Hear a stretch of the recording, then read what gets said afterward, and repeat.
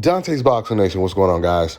So now that Devin Haney is out of the way and he has officially vacated all the belts at 135, everyone in that division is going to be far more eager to fight for those belts. We just seen Shakur Stevenson fight for Devin Haney's vacant WBC belt. Shakur Stevenson, he was actually offered 25% to not just fight for the WBC belt, but to fight for all 4 of Devin Haney's belts. And by Shakur's own admission, Devin Haney offered him the fight way before the Regis Prograis fight was even in negotiations, and Shakur turned it down. Shakur said, "I don't think I'm the A side. I just know my worth, and 25% ain't it." I didn't turn the fight down. That was supposedly the first offer. Haven't heard nothing since. Right after Shakur Stevenson said that, his manager came out demanding a 50-50 split to fight against the champion Devin Haney. Then in other interviews after Devin Haney agreed to fight against Regis Prograis, Shakur Stevenson would then say he would have accepted the 25%, but they were never serious about the 25%. This is what Shakur said. So once again, now that Devin Haney has moved up to 140, Shakur has already fought for one of Devin Haney's vacant belts, and I believe everyone in that division will be racing to get the rest of those belts. Now, Gervonta Davis, he's the regular WBA champion. Now that Devin Haney is gone, he's going to either be elevated to super champion or he's going to be ordered to fight against someone to become the super WBA champion. But Gervonta just recently came out reacting to the news of him possibly being elevated to the super champion, the super WBA champion.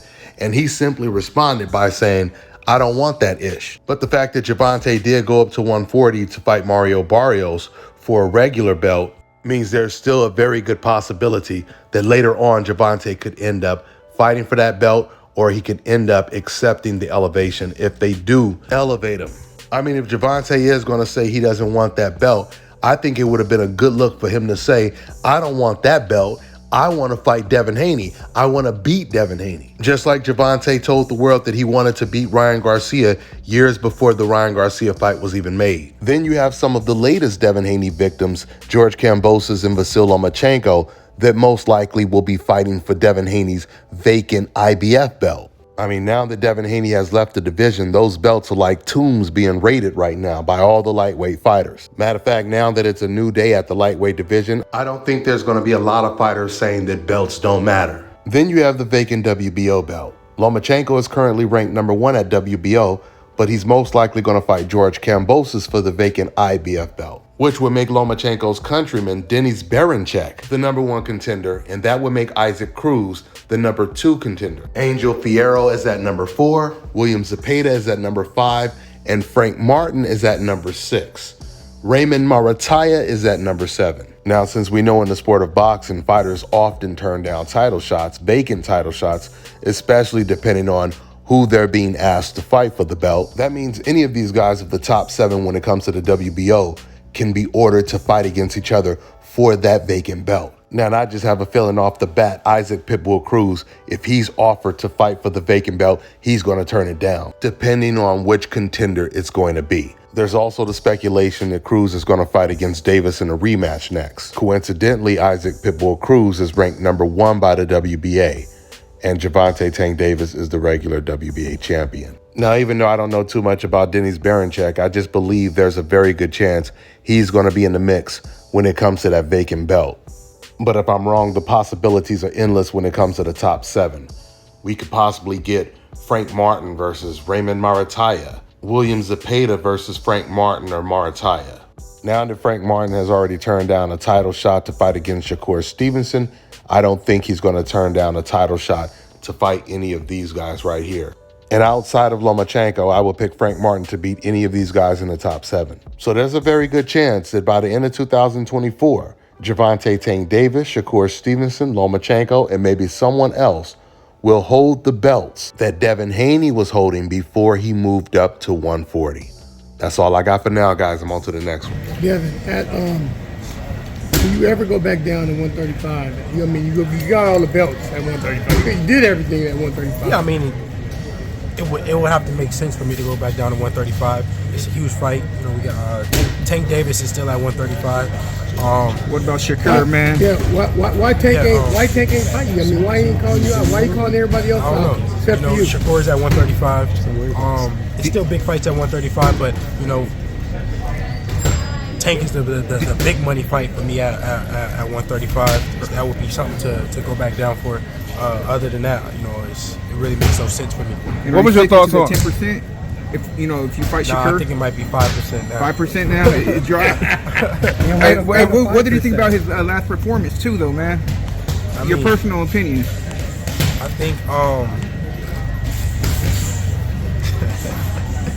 Tell us what you're thinking. y'all know what type of performance it was. You're gonna tune into a real fight. Two hungry fighters, two fighters going in there to prove who's the better fighter. On December the 9th, me versus Regis Prograis, and y'all tune in to see the real thing. Why do you think Tank keeps going on you on Twitter talking about how you dress and sparring and etc.? I don't know. Tank say everything, but he want to fight. So I've been saying this for a long time now. That's the fight to be made. I am the face of boxing. I'm the guy that's taking the risk, that's going to go fight. The best fighters in the world. Staying busy, staying active. Selling out arenas. I sold out the MGM, and now I'm finna sell out the Bay Area. So and I'm taking real fights doing it. I'm not a guy picking and choosing and ducking or none of this. I'm offering the so-called best fighters contracts with like a guy like Shakur. I am the epitome of the face of boxing.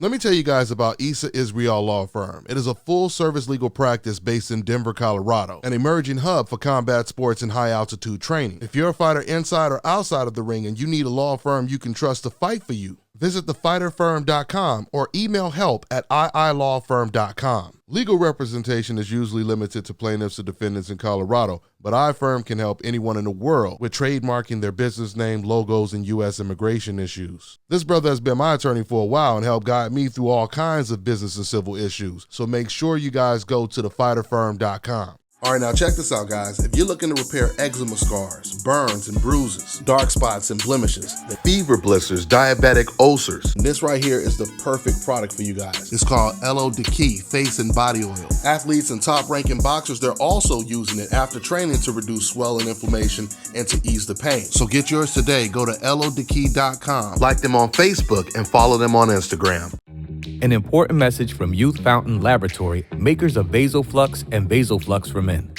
If you're over the age of 35 and over the years you've eaten pizza, dairy foods, deli meats, or meats with fat, you are likely to have some degree of plaque buildup in your veins and arteries. This increases your risk of suffering a stroke or heart attack exponentially, and no one wants such a catastrophic event to occur. Introducing Blackout. Blackout is made of all natural ingredients proven to help dissolve clots in the blood, remove calcium deposits and plaque from the walls of veins and arteries, improve viscosity of the blood, improve elasticity of the veins and arteries, treat varicose veins, and prevent the reoccurrence of plaque buildup.